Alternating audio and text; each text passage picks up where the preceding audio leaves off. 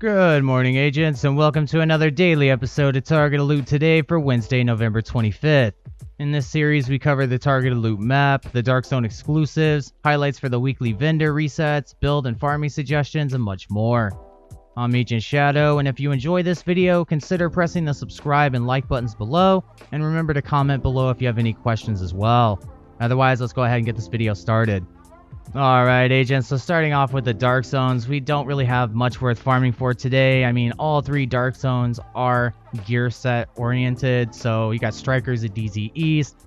I always recommend like a 3-piece with, a Merciless build or something, but I never recommend all 4 pieces of Striker for that gear set. Tip of the Spear at DZ South, really it's just kind of this really niche build for, specialization weapons. It's useful, in specific parts of the raid and legendary missions, but otherwise I don't really highly recommend it. And then Eclipse Protocol at DZ West is a very good gear set, and I'll put a great build in the bottom left overlay for you guys.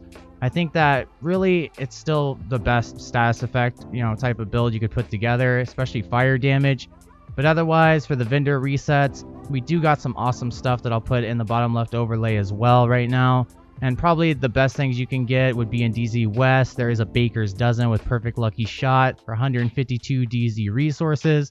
And I would pick that up and re-roll it for damage to targets out of cover, 10% on the 3rd attribute slot. And then, yeah, that's about it that I would actually recommend. So let's go ahead and check out what we got on the north side now.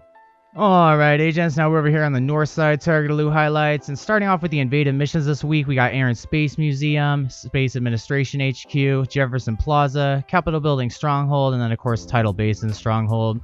Otherwise, at Camp White Oak, you can try and farm for the Tardigrade exotic chest piece or the Ridgeway's Pride if you want to re-farm for it. Otherwise, you got to get the project from completing floor 100 on the summit, and of course getting all 5 exotic components on each difficulty level of floors before you can even get that project. Otherwise, just have someone like me, farm with you and ask them kindly if they could, drop it for you if they get it to drop themselves.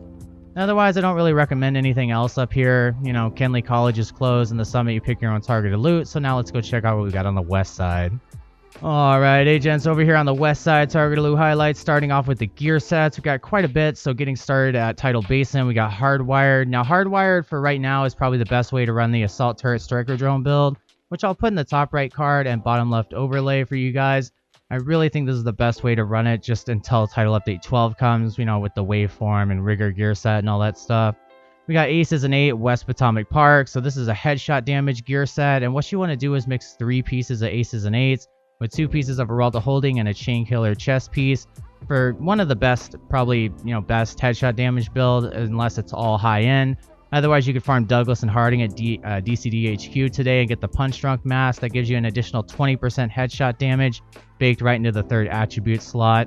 We got True Patriot at Roosevelt Island, so of course what you could do here is just farm for what is one of my favorite SMG builds. I'll put it in the top right card as well. Now that's going to be 4 pieces of True Patriot, the Memento backpack, and a Sokolov chest with Intimidate on it. Otherwise, what you can do is you could farm assault rifles and get the Chameleon, and then you could just switch out that Sokolov chest piece for a Fenris with Intimidate, and it works very well as well.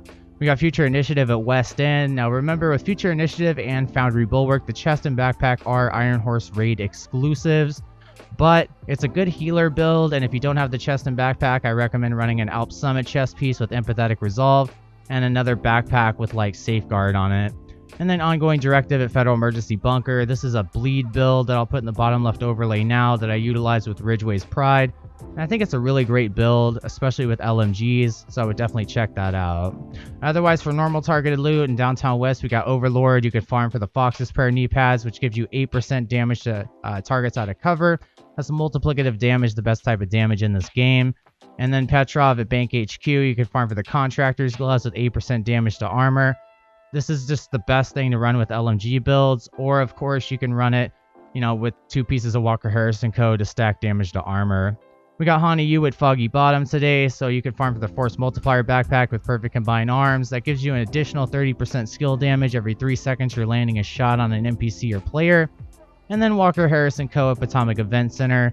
You can farm for the Chain Killer chest piece with Perfect Headhunter on it, which is highly recommended for any headshot damage build. It's just basically mandatory at this point. And then that seems to be about it that I would recommend. These two I actually almost forgot. So holsters at the Pentagon, you can farm for 2 exotic holsters. That's going to be the Dodge City holster and the Imperial Dynasty holster. Both of those are highly worth farming for. Otherwise, another great named holster you can farm for is the Forge, which gives you 50% shield health to your shield, a whole extra skill tier worth of shield health.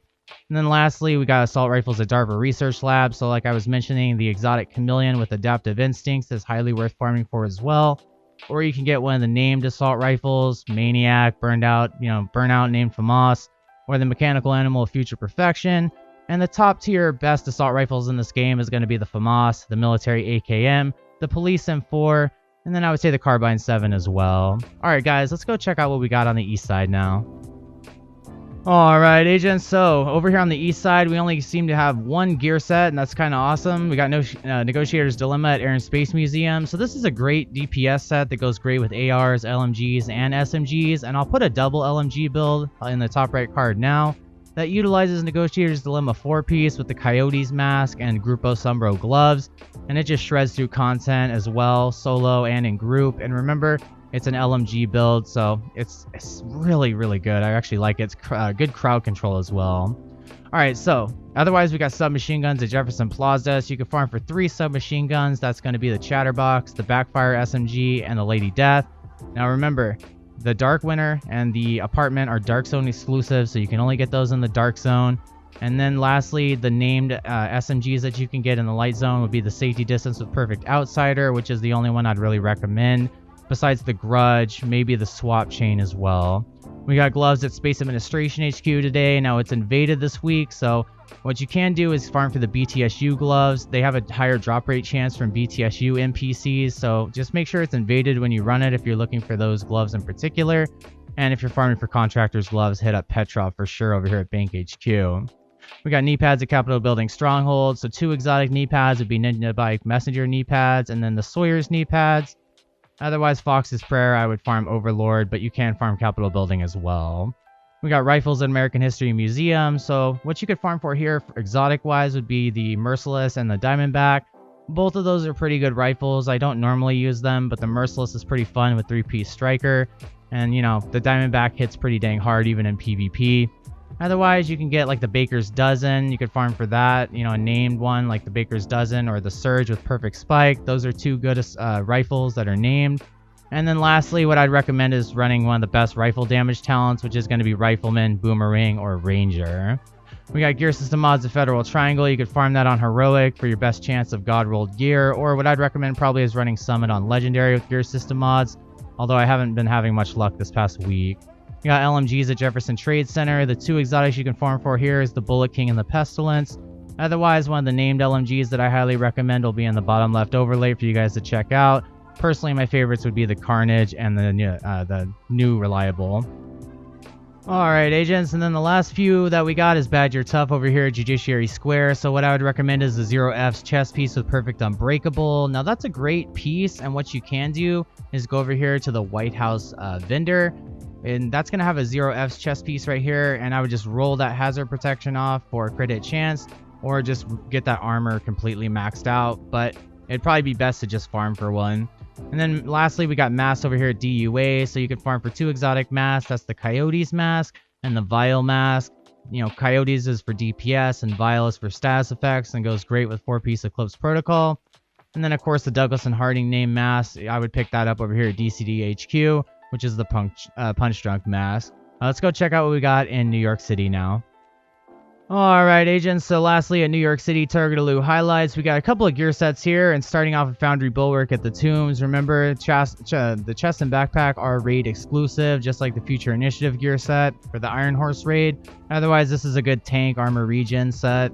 And then Hunter's Fury at Financial District. This is a great, amazing set to run. DPS, hybrid, you know, I'll put a great build video in the top right. That's my favorite build in TU11 so far. And just runs SMGs and shotguns, the Dark Winter and the Mop with 10% armor on kill. You know, 4 pieces of that with the Death Grips and Memento backpack is absolutely amazing. And Hunter's Fury actually goes really great with armor rolls on it instead of weapon damage. We got shotguns at Wall Street. You can farm for the Sweet Dreams exotic shotgun with the Sandman talent. You can just one-hit kill any NPC that's red or purple bar.